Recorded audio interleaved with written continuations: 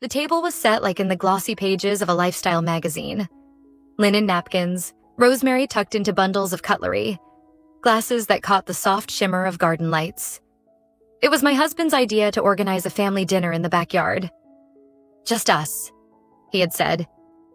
But us now included our grown-up son and his friend. The boy who used to sleep over on the couch, who now held his glass of wine with the careless ease of a man who'd seen too much for his age. He had always been polite, always had that quiet, ironic smirk, like he was never entirely in the moment. But that evening, something had shifted. I noticed it when I reached for the basket of bread and our fingers brushed. It was a simple accident, the kind that happens 100 times between strangers. But he didn't recoil. He lingered just long enough for my skin to register the warmth of his hand, the dry roughness of his fingertips. I looked at him. A glance, nothing more. And he looked back. There was no smile, no hidden meaning. Just a look, steady and unmoved, as if he were studying me with a calm kind of interest. Like you would a painting you've seen 100 times and suddenly notice something new. I wore a pale silk blouse that night. Not for him, or so I told myself. It was soft against my skin, flowing and loose, but when I leaned forward, I was aware of how it shifted. I had felt nothing in it earlier, but after that glance, I found myself adjusting it more than once, smoothing the fabric along my sides, checking if the top button was still secure. The evening stretched. The air was warm with the scent of grilled food and cut grass, and the laughter of our son merged with the low hum of summer insects. My husband poured wine, leaned close when speaking to me, the way he always had. Everything looked perfect. But something trembled under the surface. Subtle, like a distant vibration under calm earth. Later, after everyone had retreated to their rooms, I went to the kitchen for water. The house was silent, cloaked in shadows, except for the under-cabinet lights that spilled soft gold over the marble counters. I didn't hear footsteps, only felt it. The sudden presence, the shift in the air. I turned and he was there, leaning against the fridge as if he had been standing there for a while, watching. In his hand, a half-empty glass of water. His eyes locked with mine. I didn't say anything. Neither did he. He raised his glass slightly, like a silent toast, and drank. Then placed it on the counter, eyes never leaving me. My heart was doing something unfamiliar. Not racing, but pushing. Like it wanted out. Like it wanted to move toward him, against all sense. I broke the silence first. Couldn't sleep? Too quiet, he said. Too much wine. Too many thoughts. There was something in his voice, low and slow, like a string being plucked gently, vibrating somewhere inside me. I forced a smile, turned toward the fridge to pour water. I could feel his gaze on my back, and I became acutely aware of the line of my spine, the sway of my hips, the soft arch of my bare feet against the cold tile. It was absurd, shameful even, how alive I felt, just being watched. I didn't linger. I took my glass and walked out without another word. But I felt his presence follow me down the hallway, pressing behind like a shadow that didn't need light. In bed, my husband stirred beside me. I listened to his breathing, slow and even. He reached out in his sleep and touched my arm. It was a familiar gesture, one that once calmed me. But tonight, it felt dull. His fingers were warm, but there was no current. I stared at the ceiling, feeling the sheet brush against my skin. Every part of my body that had been seen tonight, my wrist, the hollow of my collarbone, the edge of my blouse, now felt exposed, as if the memory of his eyes had left heat behind. I pressed my thighs together, not from desire, but from the restlessness of something beginning to rise. Something I didn't want. Something I couldn't name yet. I thought of his face in the kitchen, half-lit, calm, watching. I thought of the way he didn't smile, that stillness, that audacity. He was just a boy. But no, not anymore. And I apparently was not as asleep inside my skin as I had believed. I turned to my side and closed my eyes. Not to sleep, but to hide from the realization blooming in the dark. The next few days passed with the quiet, hollow rhythm of routine. Coffee in the morning, the hum of my husband shaving in the bathroom, emails, errands, light meals, the slow scroll of time in a house that seemed unchanged. I moved through it all as if the air itself had thickened, like I was swimming under the surface of my own life, watching myself perform roles I no longer fit into. He was around. The friend. He came and went like before, laughing with my son in the living room, raiding our fridge, dropping his shoes at the door as if this house had always been half his. Maybe it had. I used to love that. The way our home was always full of life. But now that same energy felt charged. Not innocent, not light. And I hated that I felt the change. I hated how I caught myself watching for him in the corners of rooms. How I smoothed my blouse before going downstairs. How I heard his laugh in the hallway and felt it like a drop of something hot on my neck. It wasn't love. It wasn't even lust in the usual sense. It was a rupture. A crack in the surface of who I thought I was, and through it came light. Raw, dangerous, real. That night, it was just the three of us home. My husband had gone to bed early with a headache, something mild but dramatic enough to grant him silence. My son had headphones on, gaming in his room. I found myself in the kitchen again, unplanned, in slippers, in a robe that clung too tightly in all the wrong places. I opened a bottle of wine not because I wanted to drink, but because I needed something to do with my hands. And then he was there. Again. As if this was a pattern we'd always known. He stood in the doorway, leaned against the frame like he had every right to. And maybe he did. Couldn't sleep? I asked, my voice softer than I meant. Didn't try, he said, too loud in my head. I poured a second glass and handed it to him. He didn't touch my hand this time, but the distance between our fingers was too narrow, too electric. We stood side by side at the counter, the house a silent witness to the tension hanging between us. I like this version of you, he said quietly, not looking at me. Without the performance. I turned to him. What performance? He met my eyes. The one you put on when everyone's watching. You don't need it, not with me. I hated how my breath caught. I hated how true it felt. I took a slow sip of wine to hide it, but he had already seen. Of course he had. He reached out, not quickly, not dramatically, just reached, touched my wrist. Barely. A single finger brushing along my skin, enough to remind me that I was a body, not just a role. I looked down.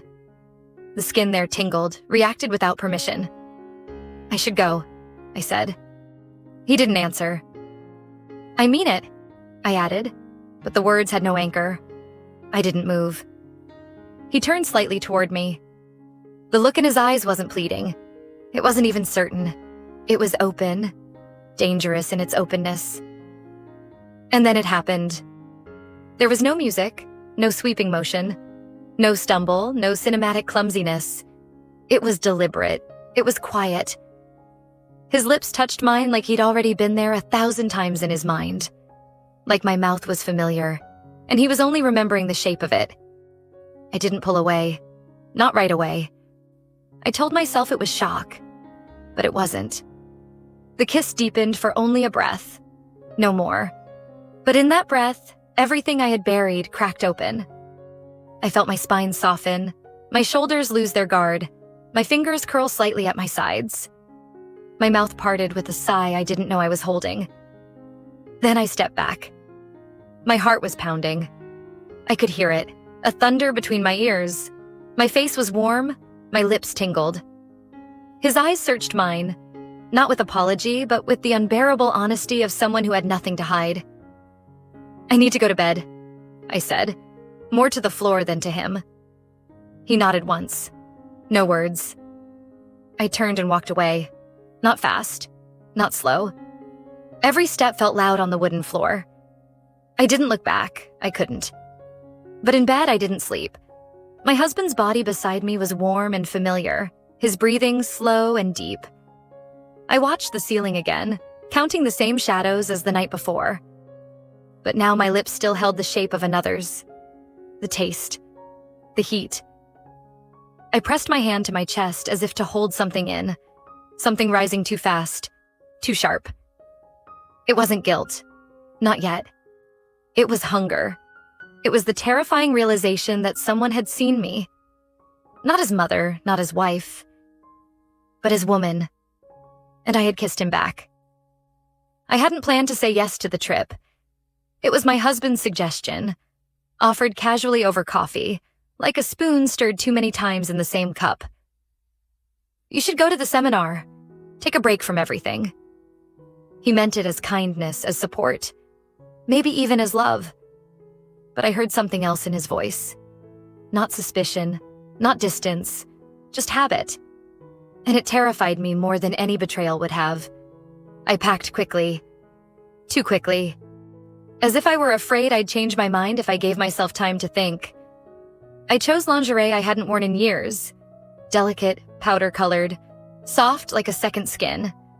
I folded it into my suitcase beneath a linen shirt and conservative blouse, as if hiding it from myself. I couldn't explain why I brought it. Not then, but I know now. The city met me with that sticky, saturated summer heat, the kind that makes your skin restless and your thoughts slow. The boutique hotel I booked was modest, tasteful, the kind of place meant for silence. Thick whitewashed walls, tall windows, wood that smelled of dust and lavender. My room was simple, warm, anonymous. I wandered the streets that afternoon with no purpose. I didn't look at my phone. I didn't check the map. I just walked, letting the rhythm of my heels pull me down cobblestone alleys under hanging cafe lights, past old balconies and windows full of wilting plants. Evening came slowly. The sky thickened into indigo. The air settled like a question waiting for an answer. I stepped into a quiet wine bar, the kind with jazz murmuring under its breath and shelves of dusty bottles behind the counter. And there he was. He stood at the bar, his sleeves rolled just enough to show the curve of his forearms, his hair slightly undone. He didn't look surprised. He didn't look like he'd just happened to be there. "You found me," I said. Or you found me. I don't know who smiled first. Maybe neither of us did. I sat next to him. There was no kiss, no touch, no grand rush of anything. Just silence and that impossible tension. Like sitting too close to a fire you pretend you don't feel. "Why are you here?" I asked. He turned his glass slowly in his hand. Then, looking directly at me, he said, "Because I wanted to see you. Because I can't stop thinking about you." It didn't sound like a line. It wasn't slick or rehearsed. It sounded like what it was. Honest. We talked. About the city. About nothing. About everything. But all of it felt like prelude. Every glance was heavier than the words between us. When we stood up to leave, my knees felt unsure. The wine? Number him. He walked me to my hotel. Neither of us asked if the other wanted to say goodbye. We didn't need to. In the elevator, we stood side by side, not touching, not speaking. But the air between us was unbearable. I could feel the warmth of his body, the faint scent of his skin, the quiet restraint in how still he was. My heart was louder than the music piping through the hallway speakers. At my door, I turned to him. He looked at me, not hungrily, not impatiently, just present. "Do you want to come in?" I heard myself ask, not recognizing my own voice. He didn't move, didn't smile, just studied my face. "Only if you want me to." The pause between us stretched. I held the door open. My fingers were trembling. My mouth tasted of wine and something metallic. Nerves, maybe. Or longing. But I stepped back, closed the door, and stood behind it, eyes shut, heart racing. I pressed my palms flat against the cool wood, like I needed to hold myself upright. He didn't knock. He didn't call out. I listened to his footsteps fade down the hallway, and still I stood there, breathless. Later that night, I lay in bed with the lights off, sheets tangled around my legs, the air too warm against my bare skin. I stared at the ceiling, but all I could see was his face, the way he'd looked at me. Not as someone's wife, not as someone's mother, but as a woman who still had choices, a body that still felt. I slid a hand along my side, not with intent, not to seek pleasure, just to feel, to remember, to ground myself. My skin felt different, warmer, like I had crossed into a version of myself I hadn't touched in years, one that was breathing now, quietly under the surface. In the morning, I woke before sunrise. I stood in the mirror for a long time, watching the steam fade from the glass. My reflection was sharper than I remembered. There was something in my eyes, a darkness, a question, a challenge. I didn't let him in, but I hadn't closed the door. Not really. Coming home felt like slipping into an old coat. Warm, familiar, slightly frayed at the edges. My husband met me at the door with his usual quiet smile, the same one that had comforted me through illness, through stress, through every version of myself over the years. He hugged me gently, kissed my cheek, and took my bag as though everything in our world remained exactly as it had been. And maybe it had. At least for him. For me, nothing felt the same. The air in our house had changed. Or maybe I had. Every object seemed to hold a memory now, a subtle weight. The glass I used to drink water the night I kissed him. The hallway where we passed each other without words. The living room where laughter always came too easily. These things hadn't moved, but they pressed against me differently. Like they knew. I moved more carefully around the house in the days that followed. My husband was attentive.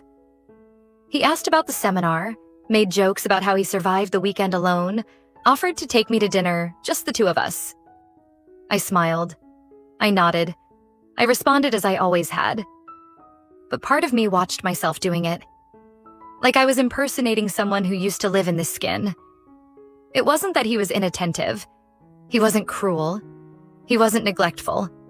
That would have been too easy. No, the truth was worse. He was good. Predictable. Safe. Every morning, he brought me coffee just the way I liked it. Every evening, he turned down the bed and made sure I had my book light.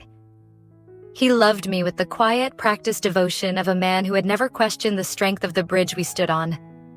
And maybe that's what scared me. Because I had started to question everything. And then there was the mirror. It started with little things. How I adjusted the neckline of my blouse. How I chose softer fabrics that clung more. How I checked my reflection twice instead of once. I started wearing perfume again. The one I hadn't touched in months. Subtle, but intimate. Something floral. Something meant for skin close enough to breathe it in. I told myself it was for me. But I knew it wasn't only that. The first time I saw him again was a week after I came back. My son had invited him over for dinner. Casual, unassuming. I didn't know he was coming until I heard his voice in the hallway. Low, familiar, too calm. I was in the kitchen stirring a pot of pasta when he walked in. Alone. I didn't turn.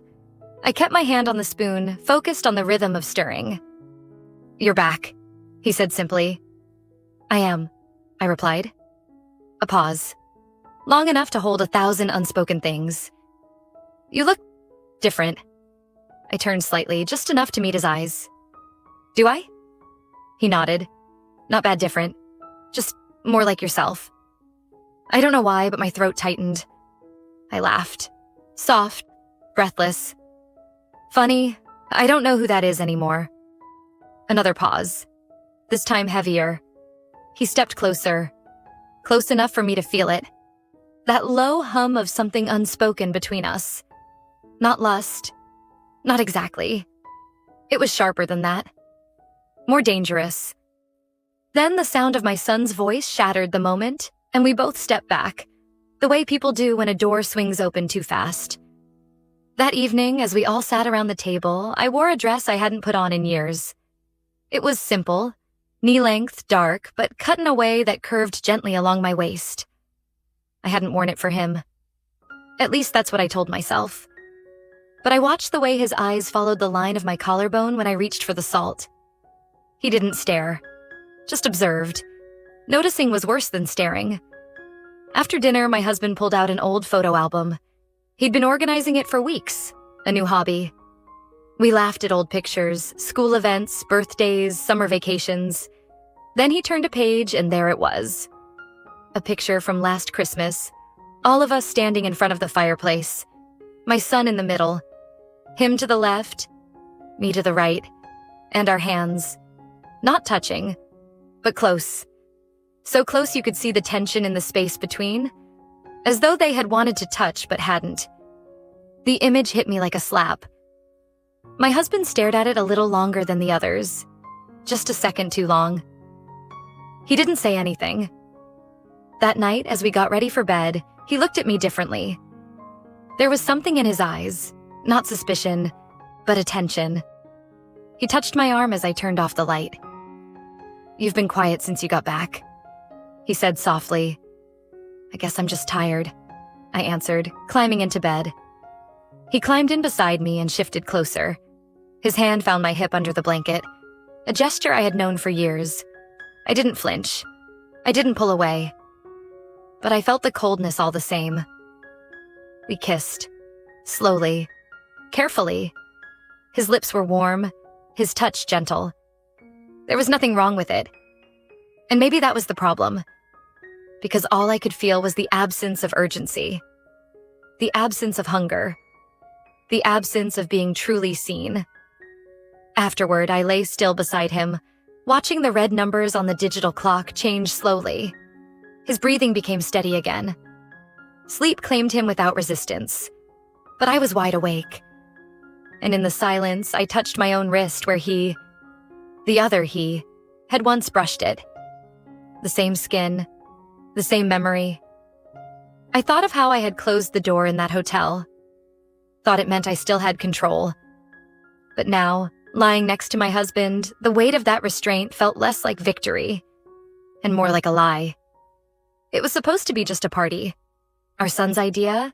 A casual backyard get-together with friends from college, neighbors, a few familiar faces from his childhood. My husband loved the idea, of course. He fussed over the grill all morning, made jokes about feeling like a cool dad, rearranged the patio furniture twice, and trimmed the hedges even though no one would notice. I watched him move with that quiet, efficient energy that used to calm me, and now only left me feeling still. Like everything around me was in motion while I remained untouched by it. I wore a dress I hadn't worn in years. A summer dress. Pale beige, almost the color of sand, with thin straps and a hem that floated just above my knees. It clung to my hips in a way I usually would have considered too revealing. But that day, I didn't care. I told myself it was hot out. I told myself I wanted to feel comfortable, but I chose that dress knowing it made me look like a woman someone might want. Not a mother. Not a wife. Just a woman. I didn't see him arrive, but I knew the moment he did. It was something in the shift of energy across the lawn. My son laughed louder. Music changed. I turned and saw him near the cooler, opening a beer, sunglasses pushed up into his hair, shirt sleeves rolled, casual, golden. He looked like youth itself, but heavier, like he carried more than he let show.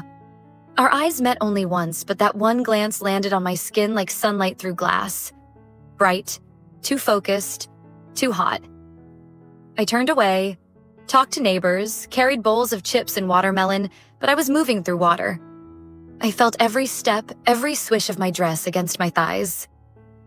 My body was more than mine that day. It was seen. At one point, I stepped around the side of the house to check on the citronella candles.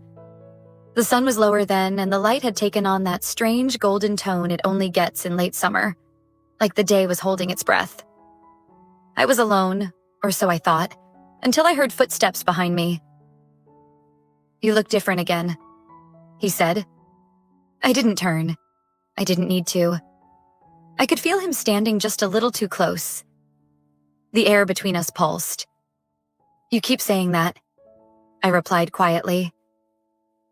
He stepped around me slowly, standing where I could see him, where the sunlight hit his face and made his expression unreadable. "Because it's true." I looked at him then, and there was something in his eyes. Not boldness, not challenge. Something quieter.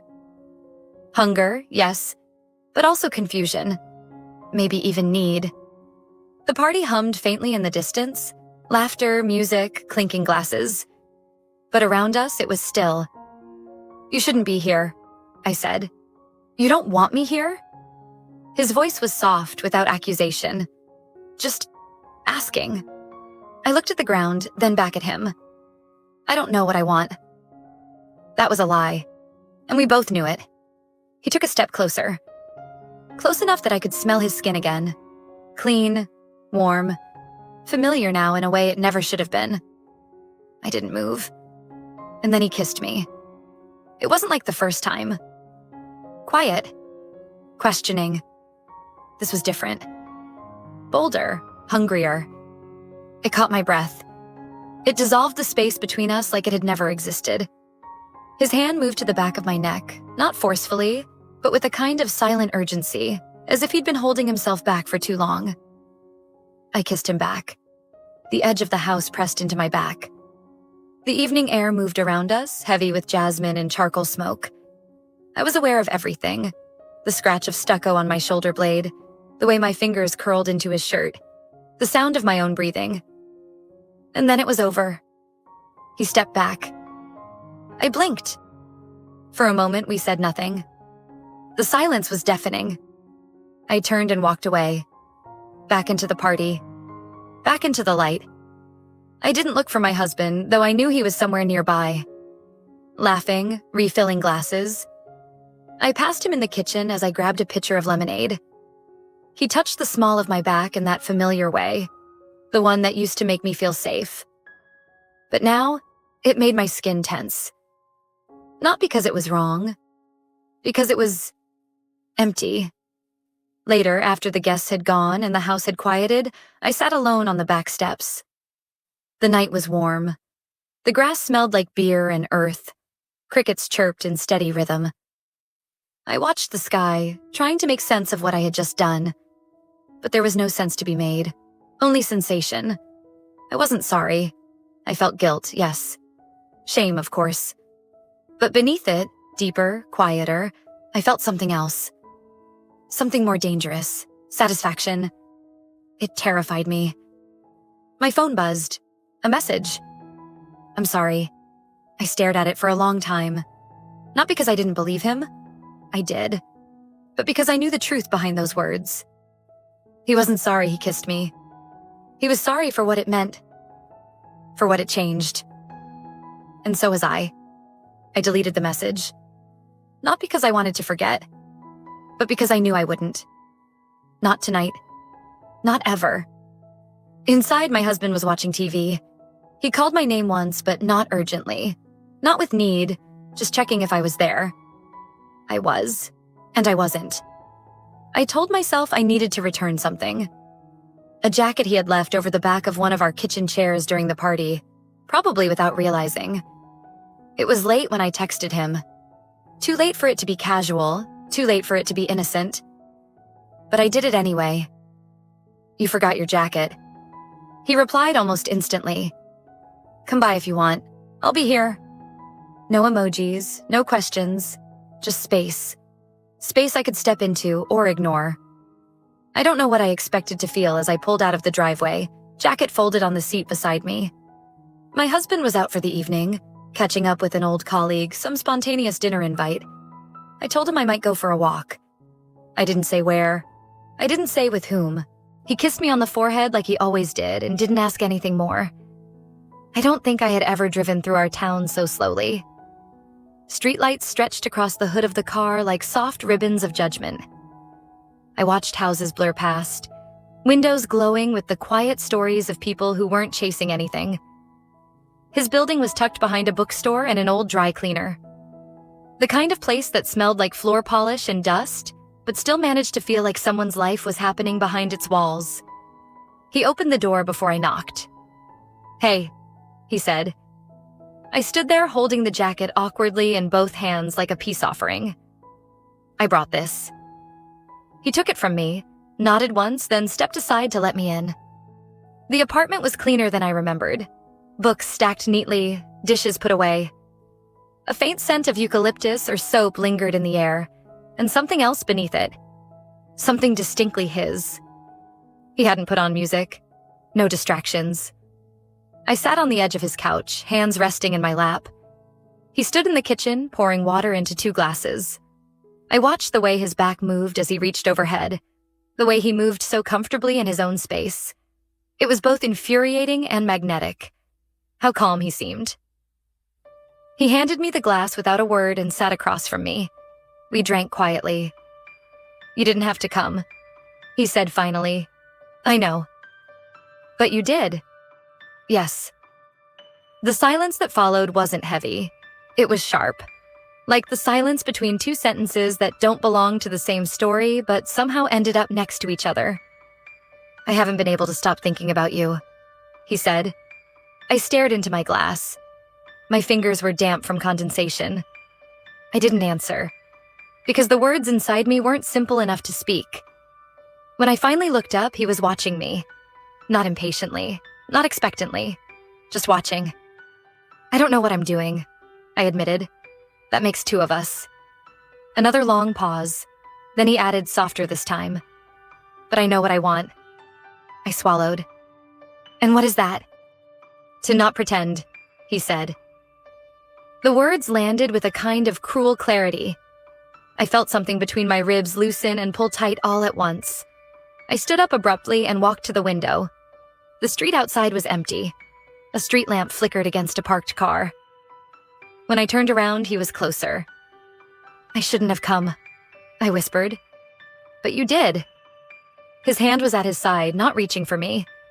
But I could feel the potential of it, the charged possibility hanging in the few feet between us. That proximity had become unbearable. It hummed louder than my thoughts. "I don't want to be someone I don't recognize," I said. "I don't want to destroy what I have." He nodded. "Then don't destroy it. Just stop pretending it's enough." I let the words hit me fully, like wind at the edge of a cliff, terrifying and clarifying. My body responded before my mind could. I stepped forward. I reached out and touched his face. Not to pull him closer, just to feel it. Real, solid, warm. He closed his eyes. I didn't kiss him. I didn't let him kiss me. We stood like that for what felt like a lifetime. My fingers on his cheek, his hands at his sides, breathing the same shallow air. Then I pulled away. "I have to go." He didn't stop me. He didn't follow. He only nodded, once. Like a soldier accepting orders he doesn't believe in, the drive home was longer than it should have been. My hands trembled on the steering wheel. The streetlights were sharper this time, less forgiving. At home, I undressed slowly. Not with ceremony, with weight. Every layer felt like another decision I hadn't made properly. I stood in front of the mirror in just my underwear. Pale, silk, simple. My skin still held the warmth of his apartment, the echo of something almost happened. I didn't cry. I didn't feel relief. What I felt was something worse. Clarity. That I wanted to go back. That I would. Not out of weakness. Out of something much more dangerous. Need. The days blurred. There was a rhythm to everything again. Emails, laundry, quiet dinners. My husband was in one of his phases, the kind where he becomes particularly attentive for no specific reason. He brought flowers, cooked on weekends, asked me how I slept each morning, and kissed my forehead with more pressure than usual. From the outside, it would seem we were in a soft resurgence, like something in us had realigned. But inside me, something else had crystallized. Something sharper, truer, and much less manageable. We hadn't spoken since I left his apartment. No texts, no chance meetings. But his presence clung to me in subtle ways. A scent on a jacket. A song I heard while folding laundry. The way my hand hovered too long on the kitchen counter where he'd once leaned. I had managed to stay away, until one night, as we were clearing dishes, my son sat down at the table, laughing about something he'd read on his phone. Then, casually, like it meant nothing at all, he said, "He's got a crush." Can you believe that? On some older woman, apparently. Keeps bringing her up like she's a movie character. He won't say who it is, though. Thinks it's this big mystery." He laughed again, shoving a handful of chips in his mouth, oblivious to the way my breath stopped. I stood frozen with a plate in my hand, trying to keep my face still. My husband, already distracted by something on his screen, didn't notice. My son kept talking, the way young men do when they think they're in on a joke no one else understands. I excused myself and went upstairs. Not rushed, not dramatic, just calm enough to not raise suspicion. In the bathroom, I gripped the edge of the sink and stared at myself in the mirror. The person staring back looked no different. But my chest was tight. My stomach was coiled. I hadn't expected to be spoken about. I hadn't expected to be real to anyone outside of that invisible space we occupied. And hearing it secondhand, filtered through my son, so casual, so light, made it unbearable. That night, I didn't wait for sleep to come. I sent the message. "We can't do this anymore." I didn't hesitate. I didn't even think about it. And then, a minute later, I followed with another, "But I don't want to stop." His reply came less than 10 seconds later. "Then don't." We met the next evening. I didn't plan an excuse. I didn't lie. I just said I needed time alone and left the house with my heart thudding like it wanted to break free from my chest. I didn't wear anything new. Jeans, a black top, nothing suggestive. But underneath, I chose carefully. Dark red lace I'd bought years ago and never worn. Not for effect. For courage. He opened the door the same way he had before. Quiet, steady, like he had been expecting me all along.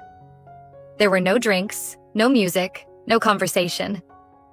He stepped aside and I walked in. And then we stood there, close enough to feel each other's breath, still as statues. "I didn't think you'd come," he said softly. "I did," I answered. There was nothing more to say. He reached for me, and this time I didn't step back. I let him. I let everything I'd been holding break open. The way he touched me wasn't frantic. It wasn't calculated. It was full. Like he had memorized the shape of my hesitation and wanted to rewrite it with something else. Need, certainty, risk. My hands moved without thought, along his shoulders, his neck, as if my body had always known its way to this moment and had only been waiting for me to stop resisting. There was no fear, no guilt, only the sound of our breathing, the scratch of fabric, the pulse in my throat. We didn't speak until much later, when we were lying on the couch, legs tangled, our skin still warm from the afterglow of something neither of us had dared name. "I don't know how to go back," I said quietly, more to the ceiling than to him. "Do you want to?" I thought about it. About the man who loved me safely. About the son who had no idea. About the house that felt like a memory. And I said the only thing that felt true. "I don't know, but I know I don't want this to stop." He didn't promise anything. He didn't try to explain. He just took my hand and kissed the inside of my wrist. A gesture so small and reverent it made my throat ache. When I finally left, it was after midnight. The streets were empty. The air smelled of wet asphalt and night-blooming flowers. I sat in the car for a long time before starting the engine, watching the condensation gather on the windshield. At home, the house was dark. Everyone asleep. I moved quietly, slipping out of my clothes and into the shower, letting the water run hotter than usual, hoping it would erase some part of the evening. Not the touch, not the sensation, but the consequences waiting behind them. But nothing washed away. Not the feel of his mouth on mine. Not the memory of his hands. Not the sound of my own voice saying, "I don't want this to stop." And worst of all, not the part of me that meant every word. When my husband suggested the trip, it caught me off guard. We were sitting in the living room one Sunday morning, half-dressed in the casual laziness of a weekend. Coffee mugs warm in our hands, the newspaper folded in his lap. It was quiet, the kind of quiet that used to feel comfortable. But lately, even silence between us felt like something left unsaid. "You and I should get away," he said, not looking up. "Just a couple of days. The cabin, maybe? Or the lodge in the hills? Somewhere without phone signal." He said it lightly, like a passing thought. But I heard the weight behind it. There was something in his voice. Not desperation, not exactly. More like hope. Or fear. And I hated that I couldn't tell which. I agreed. I smiled the way wives do when trying to meet halfway. The way women do when their insides are too complicated to explain in a single look. The lodge was tucked away near a lake, surrounded by mountains just beginning to shift into the first hues of autumn. We'd been there before, years ago. The walls were made of old wood and memory, fireplaces in every room, heavy quilts on the beds, the kind of place that offered silence like a gift. He was gentle with me that weekend. He brought my favorite wine, remembered the old hiking trail I liked, spoke softly, without pressure, as though trying to remind me of something we used to be. I listened. I tried. I let him hold my hand as we walked, let him make small jokes and pull me close for photographs I didn't want to be in. I even laughed. Not because it was funny, but because I wanted to feel something real again. And part of me did. But it wasn't enough. Not anymore. The first night we sat by the fireplace, sharing a blanket, glasses of wine resting on the low wooden table between us. Outside, the wind knocked gently at the windows, the trees swaying like old ghosts. He looked at me for a long time, his fingers tracing slow circles on my knee. "I miss you," he said. Just like that. Nothing dressed up, nothing dramatic. I looked at him, at his eyes, tired, kind, honest, and I hated how much I wanted to answer with a lie. Instead, I said, "I know." He leaned in and kissed me. Tender, careful. His mouth knew mine well, remembered every pattern, every breath. And I let it happen. I kissed him back. Let him guide me to the bedroom where the sheets were thick and cold. He touched me the way a man touches someone he believes he knows entirely, a map he's read 1,000 times. But I felt like a stranger in my own body. I responded where I was expected to, gasped where I always had. I played the role perfectly, but my mind was far away. I lay beneath him thinking of someone else's hands, someone else's voice. Not out of malice, not out of cruelty, but because that's where the current was pulling me now. Afterward, I rolled onto my side and stared out the window at the dark outline of trees. My husband touched my back, his fingers moving lightly across my shoulder blade. "You're quiet," he said. "I'm just tired." He kissed the back of my neck, murmured something about how beautiful I looked in the firelight. I didn't respond.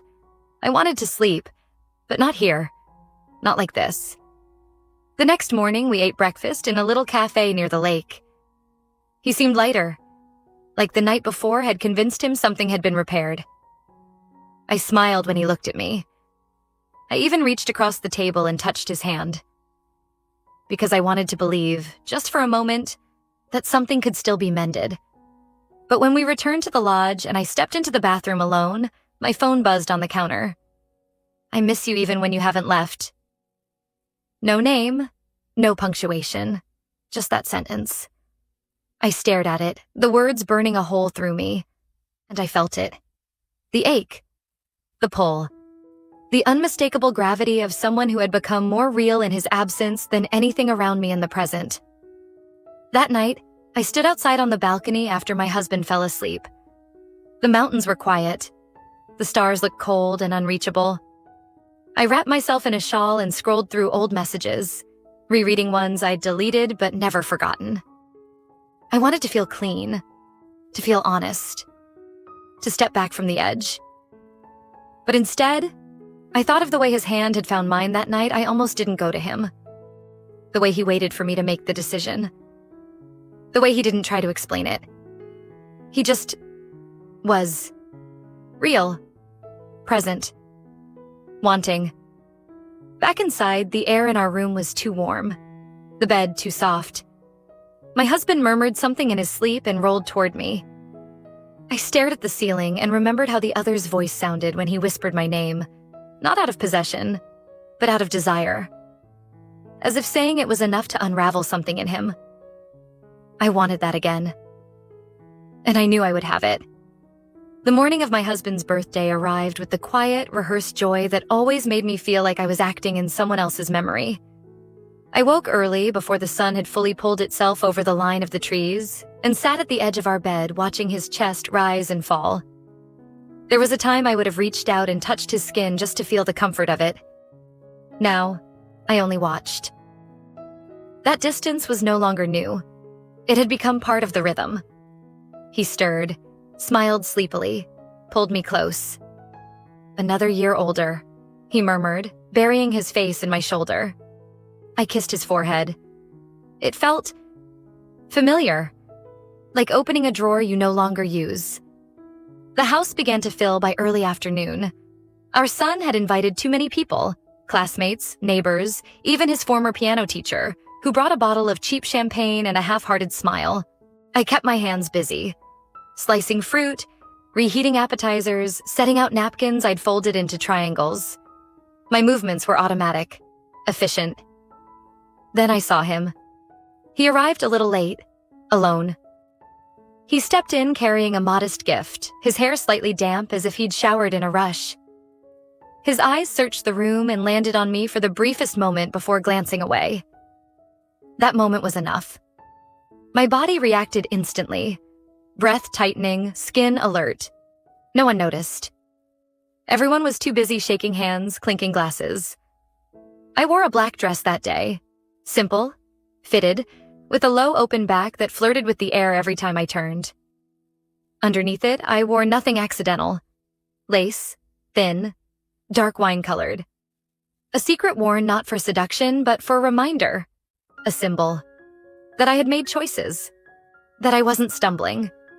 That something inside me had changed for good. We didn't speak. Not for a long while. We moved through the house like parallel currents, avoiding each other in full view. He laughed at a joke someone made. I poured wine. He helped our son set up a speaker. I cut slices of cake.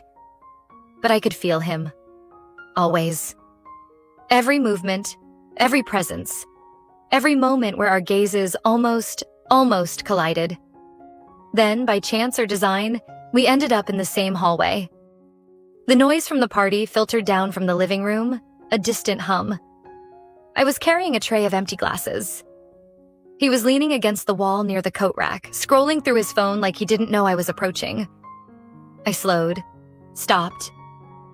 He looked up. Neither of us spoke.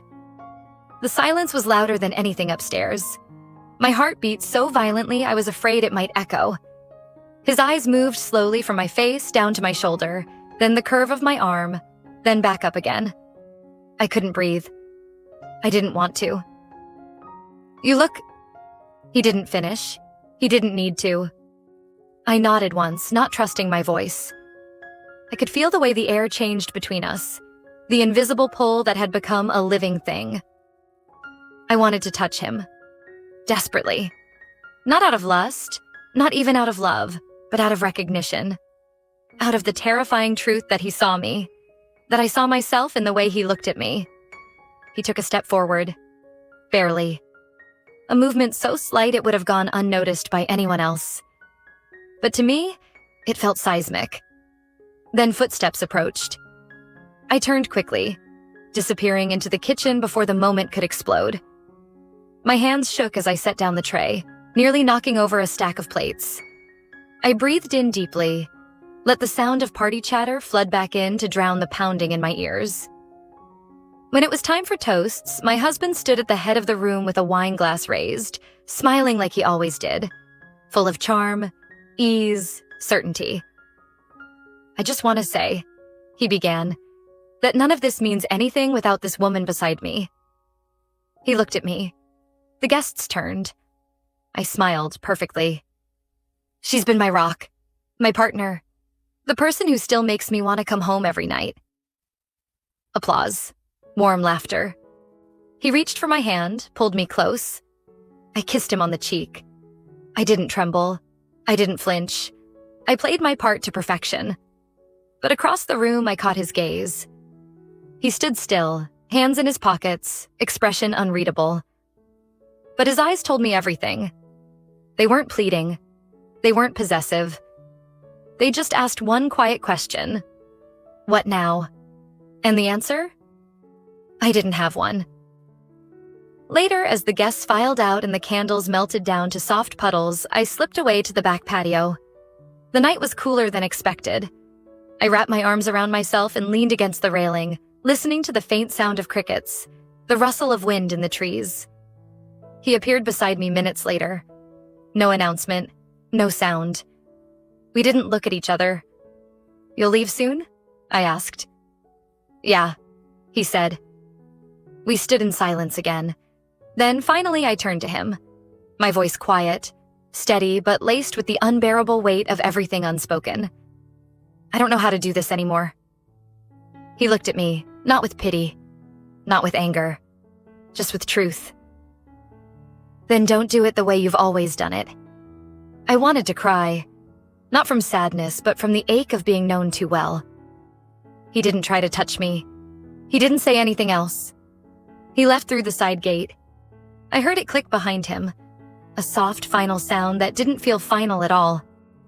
When I went back inside, my husband was cleaning up the plates, humming to himself. He looked up, smiled, handed me a dish towel. As I took it, I wondered how many more nights I could live between two lives. One where everything looked right, and another where nothing made sense except the way I felt when someone looked at me like I wasn't invisible.